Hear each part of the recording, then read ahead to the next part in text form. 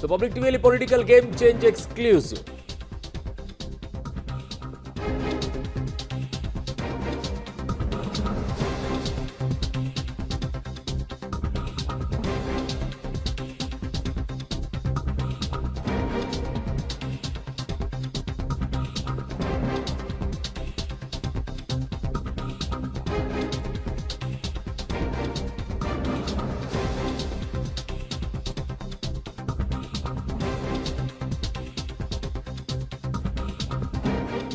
Public ಟಿವಿಯಲ್ಲಿ political game change exclusive ಇದು.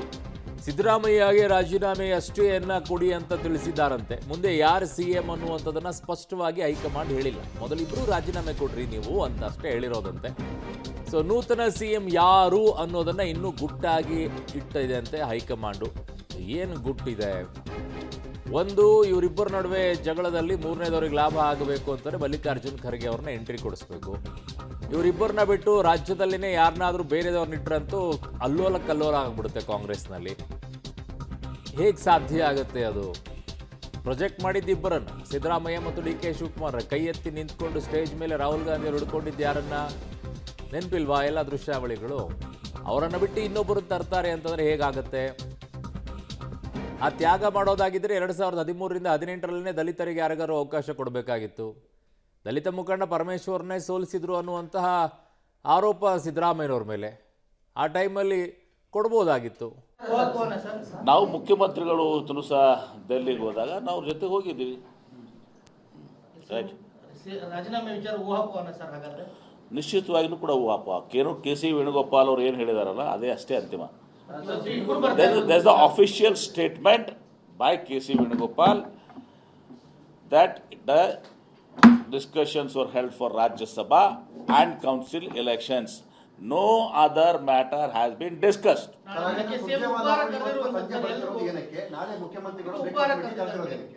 ಅದಕ್ಕೆ ನೋಡಿ, ಸುರ್ಜೇವಾಲಾ ಅವರು AICC ಪ್ರಧಾನ ಕಾರ್ಯದರ್ಶಿಗಳಾದ ಅದೇ ರಾಜ್ಯಸಭಾ ಚುನಾವಣೆ, ವಿಧಾನ ಪರಿಷತ್ ಚುನಾವಣೆ ಅಂಗವಾಗಿ ಇವತ್ತು ಸರ್ ಬರ್ತಿರ್ಬೋದು. ನನಗೆ ಗೊತ್ತಿಲ್ಲ ಯಾಕೆ ಬರ್ತಾ ಇದ್ದಾರೆ ಅಂತ. ಮೋಸ್ಟ್ಲಿ ಅದಕ್ಕೆ ಬರ್ತಿರ್ಬೋದು. ಸಿದ್ದರಾಮಯ್ಯನವರ ರಾಜೀನಾಮೆ ನಿರ್ಧಾರ ಆಗಿದೆ, ನೀವು ಅದನ್ನು ಹೆಂಗೆ ರಿಸೀವ್ ಮಾಡ್ತೀರಿ ನೋಡಿ? ಅದು ಪ್ರಶ್ನೆ ಉದ್ಭವಿಸಂಗಿಲ್ಲ. ಏನು ಹೇಳಿದ್ದಾರೆ ವೇಣುಗೋಪಾಲ್ ಅವರು ನಿಮಗೆ? ವೇಣುಗೋಪಾಲ್ ಅವರು ಮಾತಾಡಿದ್ರು. So he is our high command. He is the AICC general secretary organisation. ಈ ಸ್ಟೇಟ್ಮೆಂಟ್, ಅವರ ಒಂದು ಹೇಳಿಕೆ, ಅದು ಮುಖ್ಯಮಂತ್ರಿಗಳನ್ನ, ಉಪಮುಖ್ಯಮಂತ್ರಿಗಳನ್ನ, ಸುರ್ಜೇವಾಲಾ ಅವ್ರು ಕರ್ಕೊಂಡು ಮೀಟಿಂಗ್ ಮುಗಿದ official statement. And that official statement is final. Nothing else.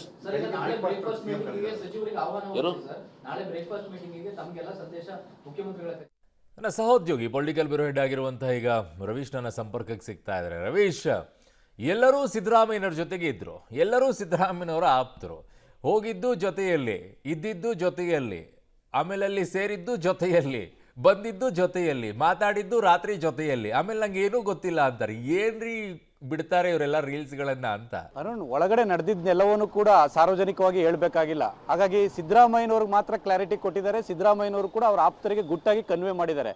ಆದರೆ ಅದನ್ನ ಅಧಿಕೃತವಾಗಿ ಘೋಷಣೆ ಮಾಡಬೇಕಾದಂಥವ್ರೆ ಸಿದ್ದರಾಮಯ್ಯನವರು. ಆ ಕಾರಣಗಳಿಗೋಸ್ಕರವಾಗಿ ಅವರ ಅಕ್ಕಪಕ್ಕ ಇರ್ತಕ್ಕಂಥವ್ರು ಮತ್ತೆ ಅವರ ಆಪ್ತ ಸಚಿವರು ಯಾರೂ ಕೂಡ ಇದ್ರ ಬಗ್ಗೆ ನಮಗೇನು ಗೊತ್ತಿಲ್ಲ ಅನ್ನೋ ಮಾತುಗಳನ್ನಷ್ಟೇ ಆಡ್ತಾ ಇದ್ದಾರೆ. ಯಾಕೆಂದ್ರೆ ಕೆ.ಸಿ. ವೇಣುಗೋಪಾಲ್ ಮತ್ತೆ ಸುರ್ಜೇವಾಲಾ ಹೊರಗಡೆ ಬಂದಂತಹ ಸಂದರ್ಭದಲ್ಲೂ ಕೂಡ ರಾಜ್ಯಸಭಾ ಚುನಾವಣೆ ಅಂದ್ರು.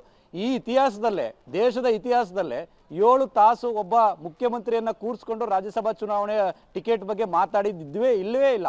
ಹಾಗಾಗಿ ಎಲ್ಲ ಒಂದ್ ಕಡೆ ಸುರ್ಜೇವಾಲಾ ಮತ್ತೆ ವೇಣುಗೋಪಾಲ್ ಹೇಳಿರ್ತಕ್ಕಂಥದ್ದು ಕೇವಲ ನಾಮಕಾವಸ್ಥೆ, ಮೇಲ್ನೋಟಕ್ಕೆ ಮಾತ್ರ ಆ ಹೇಳಿಕೆಯನ್ನು ಕೊಟ್ಟಿದ್ದಾರೆ. ಆದ್ರೆ ಒಳಗಡೆ ಆಗಿರ್ತಕ್ಕಂಥದ್ದೇ ಬೇರೆ.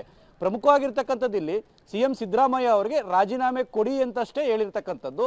ಹಾಗಾಗಿ ಸಿಎಂ ಸಿದ್ದರಾಮಯ್ಯ ಅವರು ಅದಕ್ಕೆ ರೆಡಿ ಇದ್ದಾರೆ. ಅಂದ್ರೆ ರಾಹುಲ್ ಗಾಂಧಿ ಅವರು ಕನ್ವಿನ್ಸ್ ಮಾಡಿದಂತಹ ರೀತಿ, ಜೊತೆಗೆ ರಾಹುಲ್ ಗಾಂಧಿ ಮತ್ತೆ ಸಿದ್ದರಾಮಯ್ಯ ಅವರ ನಡುವೆ ಇರ್ತಕ್ಕಂಥ ಇಬ್ಬರು ಪರಸ್ಪರ ಗೌರವದಿಂದ ಇರ್ತಕ್ಕಂಥದ್ದು ರೀತಿ, ಇದೆಲ್ಲವನ್ನು ಕೂಡ ನೋಡಿದಂಥ ಸಂದರ್ಭದಲ್ಲಿ ಸಿದ್ದರಾಮಯ್ಯನವರು ಕಡ್ಡಿ ತುಂಡು ಮಾಡಿದಂಗೆ ಇಲ್ಲ, ಆಗೋದೇ ಇಲ್ಲ ಅಂತಲೂ ಕೂಡ ರಾಹುಲ್ ಗಾಂಧಿ ಅವ್ರ ಮುಂದೆ ಹೇಳಿಲ್ಲ. ಹಾಗಾಗಿ ಅದು ಮುಂದುವರಿದ ಭಾಗವಾಗಿ ಮತ್ತೆ ಯಾರನ್ನ ಸಿಎಂ ಮಾಡ್ತೀವಿ ಅನ್ನೋದ್ರ ಬಗ್ಗೆ ಕೂಡ ಸ್ಪಷ್ಟತೆಯನ್ನು ಹೈಕಮಾಂಡ್ ಕೊಟ್ಟಿಲ್ಲ. ಇಲ್ಲ ಡಿ ಕೆ ಶಿವಕುಮಾರ್, ನೀವು ಆದ್ಮೇಲೆ ಡಿ ಕೆ ಶಿವಕುಮಾರ್ ಅವ್ರನ್ನ ಸಿಎಂ ಮಾಡ್ಬಿಡ್ತೀವಿ ಹೋಗಿ ಅಂತಲೂ ಕೂಡ ಹೇಳಿಲ್ಲ. ಯಾಕೆಂದ್ರೆ ಕಾಂಗ್ರೆಸ್ನ ಹೈಕಮಾಂಡ್ ಪ್ರತಿ ಹೆಜ್ಜೆಯನ್ನು ಇಡಬೇಕಾದ್ರೆ ಎಚ್ಚರಿಕೆಯಿಂದನೇ ಕೂಡ ಒಂದು ರೀತಿಯಲ್ಲಿ ಜವಾಬ್ದಾರಿಯನ್ನು ನಿರ್ವಹಿಸ್ತಾ ಇದೆ. ಆ ಕಾರಣಗಳಿಗೋಸ್ಕರವಾಗಿ ಇನ್ನೂ ಕೂಡ ಡಿ ಕೆ ಶಿವಕುಮಾರ್ ಅವರಿಗೆ ಕ್ಲಾರಿಟಿ ಸಿಕ್ಕಿಲ್ಲ. ಅವರ ಬ್ರದರ್ಸ್ಗೆ ಮುಂದೆ ಏನಾಗುತ್ತೋ ಅನ್ನೋ ಕಾರಣಗಳಿಗೋಸ್ಕರವಾಗಿ ಇನ್ನೂ ಕೂಡ ಡೆಲ್ಲಿ ಬಿಟ್ಟು ಬೆಂಗಳೂರಿಗೆ ವಾಪಸ್ ಬಂದಿಲ್ಲ. ಹಾಗಾಗಿ ಇಬ್ರು ಕೂಡ ಅಲ್ಲೇ ಡೆಲ್ಲಿಯಲ್ಲೇ ಠಿಕಾಣಿ ಹೂಡಿರ್ತಕ್ಕಂಥದ್ದು. ಅಂದ್ರೆ ಸಿದ್ದರಾಮಯ್ಯ ಅವರಿಗೆ ರಾಜೀನಾಮೆ ಕೊಡಿ ಅಂತ ಹೇಳಿದರೆ, ಜೊತೆಗೆ ಡಿ ಕೆ ಶಿವಕುಮಾರ್ ಅವರಿಗೆ ನೀವು KPCC ಸ್ಥಾನಕ್ಕೆ ರಾಜೀನಾಮೆ ಕೊಡಿ ಅಂತ ಹೇಳಿದ್ದಾರೆ. ಹಂಗಂದ ಮಾತ್ರಕ್ಕೆ ಡಿ ಕೆ ಶಿವಕುಮಾರ್ ಅವರು ರೇಸಿಂದ ಹಿಂದೆ ಹೋಗಿದಾರ? ಖಂಡಿತವಾಗಿ ಕೂಡ ಇಲ್ಲ. ಆದರೆ ಈ ರಾಜೀನಾಮೆ ಪ್ರಕ್ರಿಯೆಗಳೆಲ್ಲ ಮುಗಿದ ಬಳಿಕ ಕಾಂಗ್ರೆಸ್ನ ಶಾಸಕಾಂಗ ಪಕ್ಷದ ಸಭೆ ಶುಕ್ರವಾರ ನಡೆಯುವಂಥ ಸಾಧ್ಯತೆ ಜಾಸ್ತಿ ಇರುತ್ತೆ. ಈ ಒಂದು ಶಾಸಕಾಂಗ ಪಕ್ಷದ ಸಭೆಯಲ್ಲಿ ಅವತ್ತು ಹೇಗೆ ಸಿದ್ದರಾಮಯ್ಯನವ್ರನ್ನ ಆಯ್ಕೆ ಮಾಡಿದ್ರು, ಅದೇ ರೀತಿ ಶಾಸಕಾಂಗ ಪಕ್ಷದ ಸಭೆಯಲ್ಲಿ AICC ವೀಕ್ಷಕರು ಬಹುತೇಕ ಸುರ್ಜೇವಾಲಾ ಅವರು ಇರ್ತಾರೆ, ಅಗತ್ಯ ಬಿದ್ದರೆ ವೇಣುಗೋಪಾಲ್ ಅವರು ಬರ್ತಾರೆ. ಅವರ ಮೂಲಕ ಕಾಂಗ್ರೆಸ್ನ ಹೈಕಮಾಂಡ್ ಇವರನ್ನ CM ಮಾಡಿ ಅಂತ ಹೇಳಿದೆ. ಇವರಿಗೆ ನೀವು ಬೆಂಬಲಿಸಬೇಕು, ಇವರನ್ನು ಆಯ್ಕೆ ಮಾಡಬೇಕು ಅಂತೇಳಿ ಕಾಂಗ್ರೆಸ್ನ ಹೈಕಮಾಂಡ್ ಸೂಚನೆಯನ್ನು ಅಲ್ಲಿ ಪ್ರಕಟ ಮಾಡ್ತಾರೆ. ಅದಾದ ಬಳಿಕ ಪ್ರಕ್ರಿಯೆ ಶುರು ಆಗುತ್ತೆ. ಅಲ್ಲಿ ತನಕವೂ ಕೂಡ ಇವರೇ CM ಆಗ್ಬಿಡ್ತಾರೆ, ಇವರ ಹೆಸರು ಪ್ರಕಟ ಮಾಡಿದ್ದಾರೆ ಅಂತ ಹೇಳೋದಕ್ಕೆ ಬರೋದಿಲ್ಲ. ಹಾಗಾಗಿ ಕಾಂಗ್ರೆಸ್ನ ಹೈಕಮಾಂಡ್ ಆ ಒಂದು ಸ್ಟ್ರಾಟಜಿಯನ್ನ, ಗೇಮನ್ನು ಇನ್ನೂ ಕೂಡ ಇಟ್ಕೊಂಡಿರ್ತಕ್ಕಂಥದ್ದು. ಹಾಗಾಗಿ ಶುಕ್ರವಾರ ಯಾರು CM ಅನ್ನೋದು ಅಧಿಕೃತವಾಗಿ ಸ್ಪಷ್ಟವಾಗುತ್ತೆ. ಅಲ್ಲಿ ತನಕವೂ ಕೂಡ ಎಲ್ಲ ಒಂದು ಕಡೆ ಹೆಸರನ್ನ ಹೊರಗಡೆ ಬಿಡೋದಿಲ್ಲ ಅನ್ನೋದು ಕೂಡ ಸ್ಪಷ್ಟ. ಅರುಣ್.